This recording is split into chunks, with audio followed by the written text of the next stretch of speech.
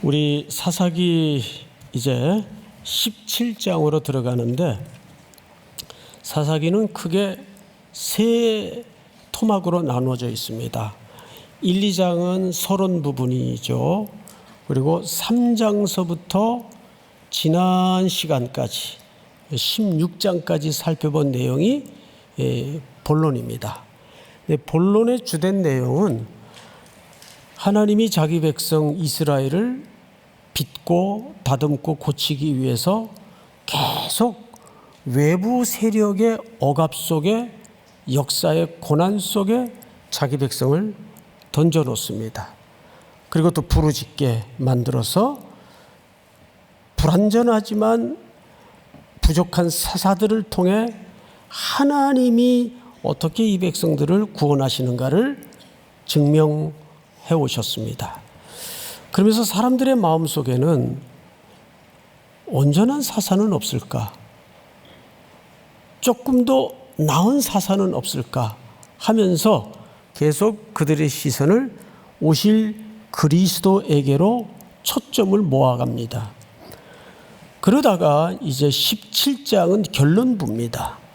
21장까지 긴 장을 통해서 결론을 이야기하는데, 이 결론 부분은 주된 내용이 내부적 붕괴입니다. 내부적으로 이스라엘 공동체가 어떻게 무너지는가를 보면서 그들에게 참된 희망애로 시선을 돌리게 만들어요. 우리 속에는 안과 밖에 희망이 없구나. 이 희망은 외부로부터 와야 되겠구나 해서 참된 희망의 시선을 하나님에게로 향하게 만듭니다. 그래서 사실상 17장서부터 21장까지는 앞에 몇 장면보다 더 끔찍한 인간의 타락의 본 모습을 만나게 될 거예요. 그러면 지난 시간까지도 굉장히 사사기 내용이 불편했는데, 더 불편한 이야기를 굳이 이 좋은 봄날에 주일날 와서 들어야 되는가? 그런데 여기에 깊은 역설이 담아져 있기 때문에 개인적인 현실, 공동체적인 현실을 아우러서 우리가 이 시대는 지나가도 변함없는 붙들어야 될 기준은 뭘까? 불변의 기준을 붙잡는 시간이 되기를 주의 이름으로 축복합니다. 자, 1절부터 한번 볼까요? 1절. 에브라임 산지에 미가라 이름하는 사람이 있더니 그 집안에 일이 벌어졌어요. 돈이 없어진 거예요. 요즘식으로 얘기하면 누군가 훔쳐간 거죠. 2절을 우리 한성범 목사님 한번 읽어주실까요? 그의 어머니에게 이르되 어머니께서 은 1,100을 잃어버리셨으므로 저주하시고 내 귀에도 말씀하셨더니 보소서 그 은이 내게 있나이다. 내가 그것을 가졌나이다 하니 그의 어머니가 이르되 내 아들이 여호와께 복 받기를 원하노라 하니라. 네, 이게 한글 성경만 읽어서는 뭔 소린고 하겠어요. 좀 풀어서 설명을 드리겠습니다. 어머니가 꽤 재력이 있었던 것 같습니다. 은 1,100세겔이 갑자기 집안에서 없어져 버린 겁니다. 도둑을 맞은 거죠. 그래서 어머니가 또 한성깔 했던 것 같아요. 화가 나가지고 정말 험한 저주를 퍼부었어요. 누구든지 이 훔쳐간 놈은 우리 어머니들 손모가지가 어떻고 그런 욕 많이 하죠. 그것도 여호와의 이름으로 저주를 퍼부은 거예요. 근데 이 저주가 누구 귀에 들렸죠? 아들 미가의 귀에 섬뜩한 저주가 들린 겁니다. 야, 큰일 났다. 이거 내가 훔쳐갔는데 저 엄마의 저주가 내게 그대로 임할 텐데 큰일 났구나 해서 어머니한테 찾아갑니다. 어머니, 사실 그 1100세겔은 제가 훔쳤습니다. 그러니까 방금 저주했던 그 입으로 내게 복이 있을지어다.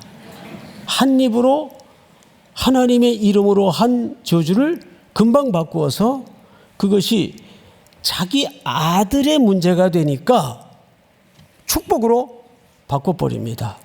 자, 그런데 그러면 어쨌든 고백을 한 거 아니냐, 훔쳤다고 자백을 한 거 아니냐. 그래서 이거를 일부 학자들 가운데는 회개로 이해를 하는데, 여러분 말에도 글에도 워딩이라는 게 있어요. 이것을 그대로 히브리 언어로 다시 재현을 하자면 이렇게 얘기를 한 겁니다. 자, 어머니가 아주 독한 저주를 하나님의 이름으로 퍼부으니까 야, 이 큰일 났다. 저 저주가 내게 임하면 안 되는데 벌벌 떨게 됐습니다. 그래서 어머니한테 찾아가서 어머니, 사실 제가 훔쳤습니다. 이런 의미예요. 이거는 고백이고 회개입니까? 반응입니까? 공포에 대한 반응이 나온 거예요. 회개가 아니에요. 그러자 어머니가 뱉은 말을 되돌릴 수도 없고, 그러나 아들에 관련된 문제니까 바로 축복으로 바꿔버리는데 그것 가지고 불안해요. 해서 이제 수단을 꾸미는데 몇 절을 보시냐 하면 3절을 보세요. 미가가 은 1100을 그의 어머니에게 도로 주매 그의 어머니가 이르되 내가 내 아들을 위하여 한 뭐를 새기며 신상을 새기며, 이거는 이미 언약 백성으로서의 언약을 파기하는 행동입니다. 십계명에 하나님이 백성들에게 친히 쓰셔서 돌판에다가 주실 때 어떤 것도 새기며 만들지 말라 그랬어요. 근데 여지없이 개인의 욕망 앞에 말씀은 무참하게 파괴됩니다. 신상을 새기며 한 신상을 부어 만들기 위해 내 손에서 이 은을 여호와께 거룩히 드리노라. 앞을 잠깐 보실까요? 여기서 거룩히 드린다라는 이 말은 이방 종교인들이 자기들의 신에, 자기들의 제단에 제물과 예물을 드릴 때 쓰는 수식어입니다. 거룩히 드린다라는 표현은 거룩이라는 말이 들어가니까 굉장히 좋은 개념으로 이해를 하기가 쉬운데, 이것은 정확하게 이 시대 가나안 이방 문화에 배어있던 사람들이 쓰던 전형적인 수거적 개념이에요. 거룩히 드린다. 그런데 그 앞에 누구에게? 여호와에게, 여호와께 뭐만 바뀐 거예요? 신의 명칭만 바꿔서 달아놓은 겁니다.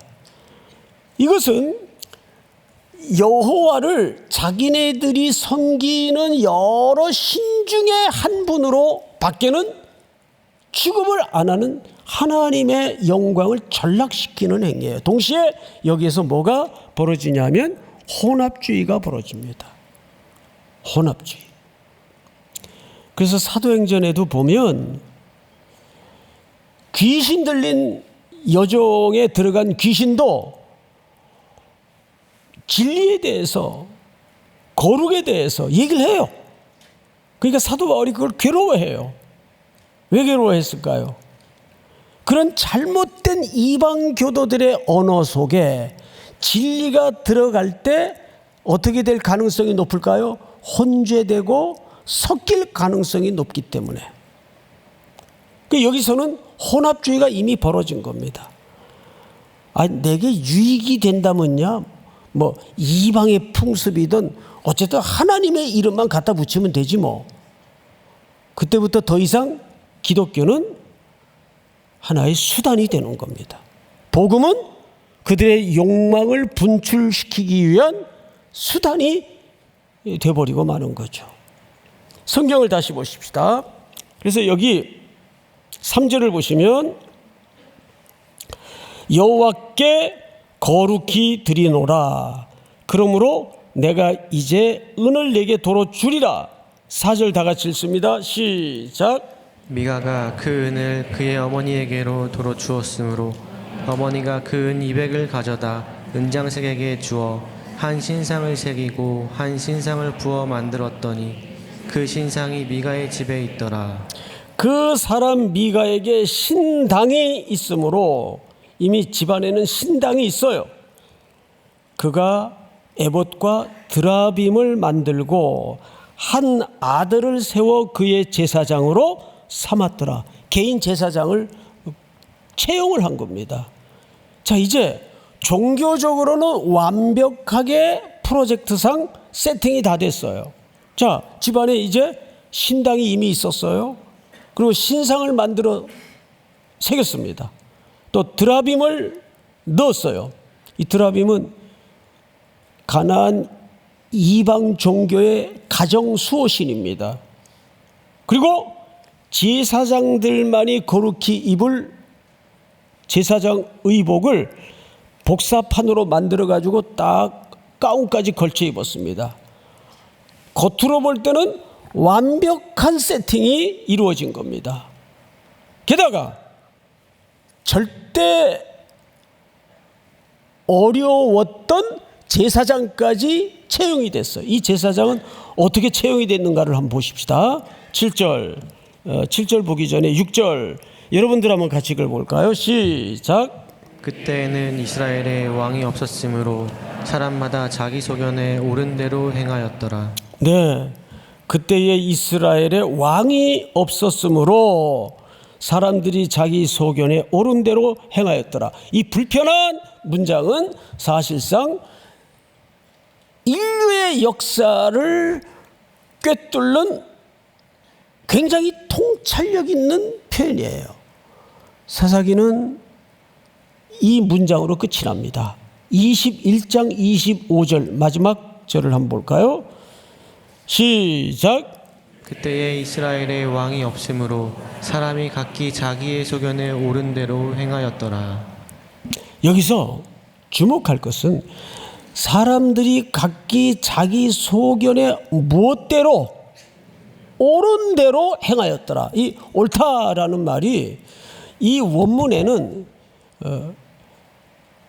어떻게 되어 있는가 하면 야샤르라고 되어 있어요. 야샤르.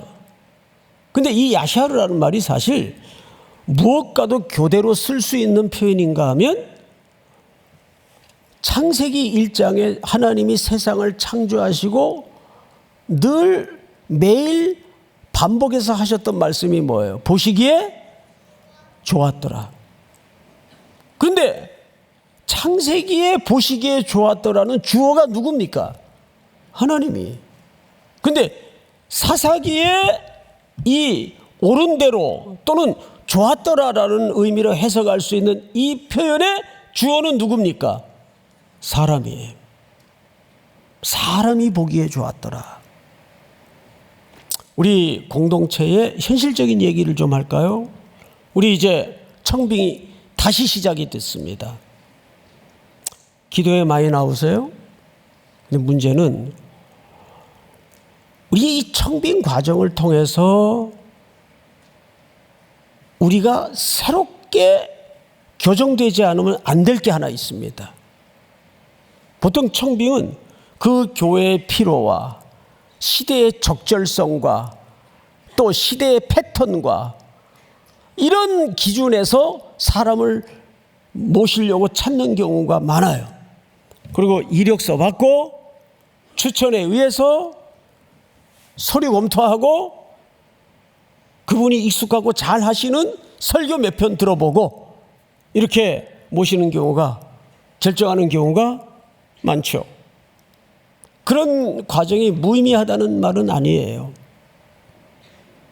그런데 이번 다시 시작하는 청빙 과정을 통해서는 우리가 필요해서 우리가 보기에 좋은 목자가 찾아져서는 안 됩니다. 누구의 눈에? 하나님의 시선에 좋은 목자, 숨어있는 목자. 그래서 청빙은 뽑는 과정이 아니고 만남의 과정이라고 말씀을 드리는 겁니다. 믿으십니까? 정말 한 영혼의 숫자에 연연하지 않고 한 영혼의 목숨을 걸 수 있는 목자. 어떤 경우 앞에서도 흔들리지 않고 시대를 불문하고 하나님의 말씀에 깊이 천착할 수 있는 목자. 믿으십니까? 이런 목자를 하나님의 시선에서 찾아주십시오. 그래서 청빙의 과정은 우리가 먼저 우리의 시선이, 우리의 렌즈가 리셋되는 과정이 돼야 됩니다.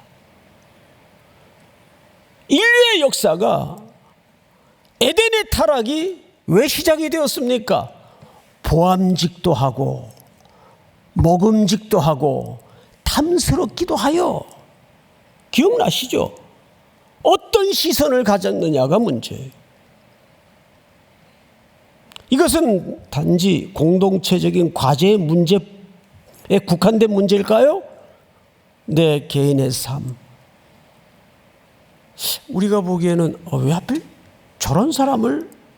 그런데 하나님의 성경의 렌즈를 달고 있는 사람은 벌써 보는 관점이 달라요. 그럼 이 안에 뭐가 들어가 있어야 되겠어요? 하나님의 말씀에 깊이 붙잡혀 있어야 돼. 온 교회가. 그리고 은혜의 손길에 붙들려 있어야 됩니다. 그럴 때 우리가 하나님의 시선으로 모든 은혜를 구할 수가 있습니다. 이것이 새로워지지 않으면 사업도 인생도 결혼도 취업도 마찬가지예요. 답이 없어요. 그래서 오늘 첫 번째 기도 제목이 뭐냐면 하나님의 말씀을 수단하지 않도록 도와주시고 내 욕망의 분출구로 삼지 않도록 도와주시옵소서. 두 번째 기도 제목이 뭐냐면 먼저 내 시선이 바뀌게 하여 주시고 우리 삼일교회 시선이 바뀌게 하여 주시옵소서.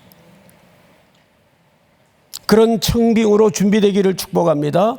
또 그런 승리가 여러분 삶 속에 이어지기를 축복합니다. 자, 마지막으로 성경을 다시 보십시다. 7절.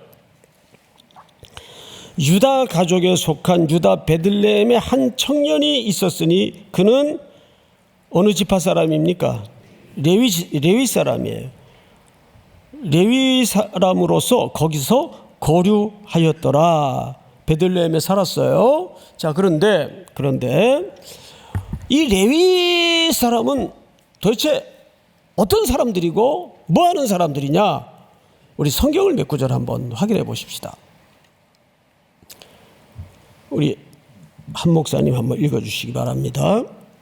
그러므로 레위는 그의 형제 중에 분깃이 없으며 기업이 없고 내 하나님 여호와께서 그에게 말씀하심 같이 여호와가 그의 기업이시니라. 레위 지파는 땅을 분배할 때 유업이 없었어요. 일부러 하나님이 이 레위 지파만 내가 직접 너희의 기업이 되겠다. 그리고 이 땅의 것들을 주지 않았습니다. 그럼 이 사람들은 어떻게 먹고 살라는 말입니까? 다음 구절을 띄워주실까요? 목사님 시작.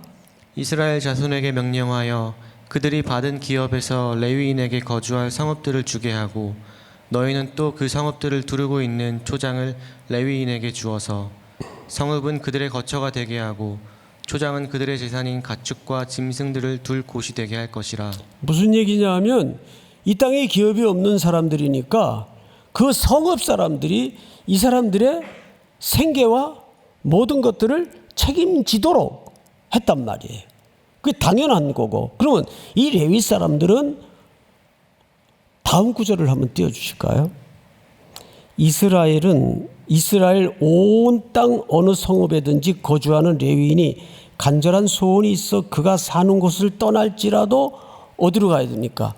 하나님께서 택한 곳에만 가야 돼요. 자기 마음대로 돌아다닐 수가 없어요.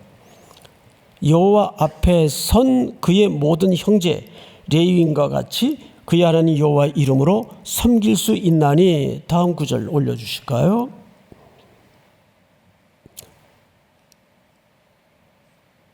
여기가 끝인가요? 예. 그래서 그들은 첫 번째가 그 성읍 사람들이 그들의 생계를 책임지고, 두 번째는 아무 데나 가서는 안 돼요. 하나님께서 택하신 곳에만 거주를 해야 돼요. 그리고 그러면 거기서 뭘 하느냐? 예배를 가르치고 예배를 인도하고 말씀을 풀어주고 제사장 역할을 하는 거예요. 이 사람들의 인생의 목적이, 부름받은 목적이. 자, 그런데 오늘 사사기에 뜬금없이 등장하는 레위의 모습을 보면 이 사람이 지금 레위인으로서 유다 지파에 속한 사람이에요. 그리고 유다 땅에 살아요. 베들레헴에 살아요. 자, 그런데 8절 우리 같이 읽어보십시다. 시작. 그 사람이 거주할 곳을 찾고자 하여 그 성읍 유다 베들레헴을 떠나가다가 에브라임 산지로 가서 미가의 집에 이르매. 네, 하나님이 택한 장소가 아니라 이렇게 된 거죠. 어디 좀 더 넓은데, 더 편안한데, 어디 좀 넉넉히 먹고 살 데 없나 돌아다니는 거예요. 하나님의 뜻과 아무 상관없이 이미 소명의 자리를 이탈한 레위인이 돼버린 거죠. 그러다가 재력이 있는 미가의 집에 안착을 하게 됩니다. 근데 마침 미가도 모든 종교적인 세팅은 다 됐는데 아직 뭐가 없었어요? 제사장이 없었어요. 누이 좋고 매부 좋고 서로 필요가 맞은 겁니다. 해서 제안을 합니다. 다음 절 우리 한 목사님 한번 읽어주세요. 미가가 그에게 묻되 너는 어디서부터 오느냐 하니 그가 이르되 나는 유다 베들레헴의 레위인으로서 거류할 곳을 찾으러 가노라 하는지라. 거류할 곳을 찾으러 가느라. 그러니까 하나님의 소명지를 찾아가는 게 아니라 먹고 살 때를 찾으러 떠돌아다니는 겁니다. 이미 소명의 자리를 이탈한 이 하나님의 종은 이미 생계의 인생의 중심추가 넘어가 버리고 말았어요. 그리고 이제 10절을 여러분들이 한번 읽어보실까요? 10절 시작. 미가가 그에게 이르되 내가 나와 함께 거주하며 나를 위하여 아버지와 제사장이 되라. 내가 해마다 은열과 의복한 벌과 먹을 것을 주리라 하므로 그 레위인이 들어갔더라. 서로 이제 연봉 체결이 된 거예요. 그럼 잘 됐다. 우리 집에 가정 제사장이 한 사람 필요한데 모든 거 다 갖추었는데 이렇게 하자. 우리가 은 10개와 그다음에 또 뭡니까? 의복 한 벌과 먹을 것을 주겠다. 그래서 체결이 됐습니다. 그 대신 네가 우리 집에 아버지가 되고 제사장이 되라. 여기 아버지라는 말은 무슨 물리적인 그런 아버지 개념이 아니고 종교 지도자가 되고 나아가서 예배가 있을 때마다 구색을 좀 갖춰다오. 이렇게 된 거죠. 이제 풀 세팅이 됐어요. 아주 멋진 종교적인 형태를 갖추게 됐습니다. 마지막 13절을 전체가 한번 같이 읽어볼까요? 시작. 이에 미가가 이르되 레위인이 내 제사장이 되었으니 이제 여호와께서 내게 복 주실 줄을 아노라 하니라. 비극적인 절정이죠. 그리고 미가는 거짓 확신을 갖게 됩니다. 가장 비극적인 절정이에요. 이것이 거짓말의 구조적 악입니다. 거짓 확신의 구조적 악입니다. 그런데 소름 끼치는 것은 이것이 현대 신앙인들의 현대교회 패턴일 수 있다는데 소름이 끼치는 거예요. 얼마든지 이런 일들이 벌어질 수 있다는데 소름이 돋는 거죠. 불편한 얘기입니다. 자, 그러면 우리는 여기에서 이 시간 함께 기도해야 될 세 가지 제목을 좀 기억했으면 좋겠어요. 첫째, 하나님의 말씀을 개인의 욕망의 도구로 사용해서는 안 됩니다. 개인의 욕망의 분출구로 신앙을 이용해서도 안 됩니다. 기독교는 문지르면 나오는 마왕이 등장하는 요술램프 같은 것이 아니에요. 두 번째는 방금 말씀드렸던 것처럼 내 시선을 내려놓고 하나님의 시선으로 바꾸는 인생을 새롭게 시작해야 됩니다. 믿습니까, 여러분? 모든 문제가 어떤 시선을 갖느냐. 누구는 돌멩이로밖에 안 보이는데 누구는 어느 날 이거 보화구나 이렇게 되는 거죠. 그 차이가 뭘까요? 그걸 자기 실력과 내공의 싸움이 아니라 은혜라고 설명합니다. 은혜예요. 은혜 입은 사람이 그런 눈을 가질 수가 있어요. 은혜를 입은 사람이 입은 교회가 그런 시각으로 세상을 재석할 수가 있습니다. 그래서 여러분들이 기도할 때, 자손들을 위해서도 기도할 때, 미래를 위해서도 기도할 때 하나님 복된 눈을 갖게 하여 주시옵소서. 맨날 보기 좋고 번지르한 것만 쫓는 인생이 아니라 그 안에 보석을 볼 줄 아는, 그 안에 진짜를 볼 줄 아는 복된 눈을 갖도록 긍휼히 여겨 주시옵소서. 마지막 세 번째 기도 제목이 뭐냐면 진리는 안락과 자본의 논리에 휘둘려서는 안 됩니다. 근데 이 레위 사람은 하나님의 진리를 선포하고 진리를 가르치는 사람인데 자기의 안락과 자본의 논리에 빠져버리고 말았습니다. 이것은 개인도 그러려니와 공동체도 얼마든지 자본의 논리에 함몰될 수가 있어요. 교회 구석구석에 이 자본의 논리가 가라앉고 있는 경우들이 너무나 많습니다. 특별히 수라는 우상의 한국교회는 자유해야 돼요. 다시 우리의 시선이 그 한 영혼에 모아질 때 교회는 건강을 회복할 수가 있습니다. 믿습니까? 우리 다 일어나셔서 여호와께 돌아가자.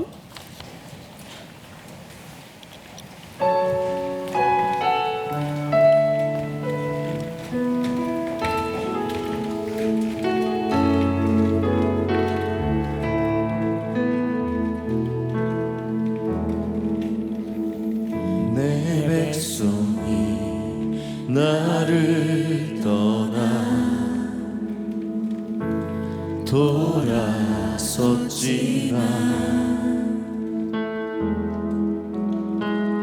내 사랑이 내 백성을 포기 못하니 내 모든 것 내어주고 나 그들을 얻으리라. 여호와께 돌아가자. 우리 두 손을 들고 우린 돌아서도 그는 변치 않네. 여호와께 돌아가자.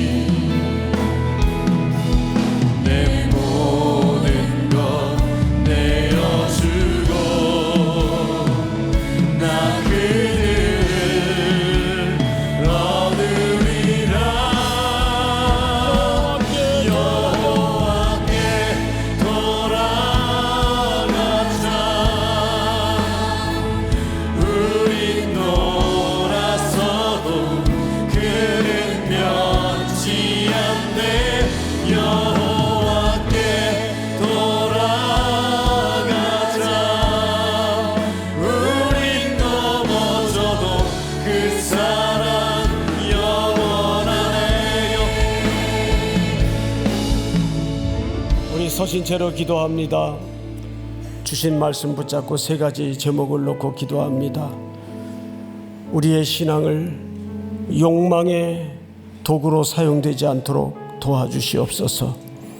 우리의 시선을 복되게 하여 주시옵소서. 내가 보기 좋은 인생의 관점이 아니라 하나님이 보시기에 좋은 눈으로 바뀌어지게 하여 주시옵소서. 하나님의 말씀은 안락과 자본의 논리에 휘둘리지 않도록 순종케 하여 주시옵소서. 우리 한번 주여 부른 다음에 통성으로 기도합니다. 주여